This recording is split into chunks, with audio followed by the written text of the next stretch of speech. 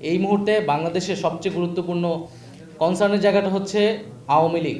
ফলে আওয়ামী লীগের বিচার এবং আওয়ামী লীগের যে নিবন্ধন বাতিল সহ তাকে রাজনৈতিক এবং সাংগঠনিকভাবে কার্যক্রম থেকে বিরত রাখার বিষয়ে সরকার এবং সকল রাজনৈতিক ফ্যাসিবাদ বিরোধী রাজনৈতিক পক্ষগুলোকে আমরা একত্রিত হওয়ার আহ্বান জানাচ্ছি। আমরা আসলে এই কারণে অনেক বেশি কনসার্ন এই জুলাই গণহত্যার বিচার নিয়ে, কারণ ৭১-এ সংঘটিত যে গণহত্যার বিচার আমরা দেখেছি যে এই বিচার নিয়ে এখনও আসলে প্রশ্ন আসতেছে। তো এটা আমাদের পুরাতন প্রজন্মের দায় যে আমরা ৭১-এর পরে আমরা ৭১-এর গণহত্যার বিচার নিয়ে আসলে সেই বিচারটা নিষ্পন্ন করতে পারি নাই, সমাধান করতে পারি নাই রাজনৈতিক প্রশ্নগুলো, সেটি যাতে আর পুনরাবৃত্তি না হয় এই কারণেই কিন্তু আওয়ামী লীগের বিচার নিয়ে আমরা স্ট্রিক্ট এবং এই বিচারটা আমরা নিষ্পন্ন দেখতে চাই। এবং আমরা মনে করি যে যত গণহত্যা হয়েছে ৭১ থেকে শুরু করে বাংলাদেশের সেই সকল গণহত্যার বিচারই আমরা চাই। তবে রাজনৈতিকভাবে এই মুহূর্তে বাংলাদেশের সবচেয়ে গুরুত্বপূর্ণ কনসার্নের জায়গাটা হচ্ছে আওয়ামী লীগ।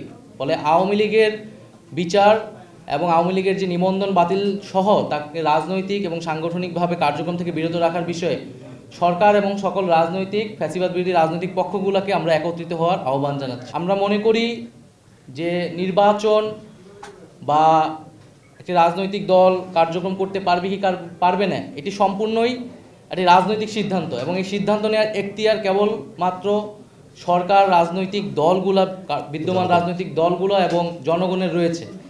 সেখানে সেনাবাহিনী কিংবা রাষ্ট্রীয় এমন কোনো প্রতিষ্ঠান তাদের আসলে এই বিষয়ে কোনো ধরনের মন্তব্য, পরিকল্পনা বা সিদ্ধান্ত, প্রস্তাবনা দেওয়ার কোনো ধরনের এখতিয়ার নেই।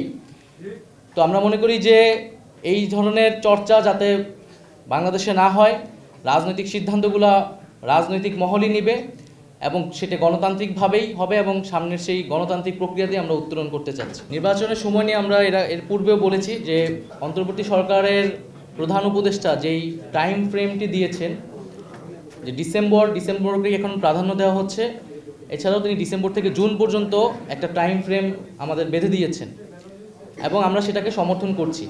কিন্তু আমরা বলছি যে এই সময়ের মধ্যেই যে বিচার এবং সংস্কার সহজে আমরা গণপরিষদের দাবিটি জানিয়েছি সেটা আসলে এই সময়ের মধ্যেই করা সম্ভব।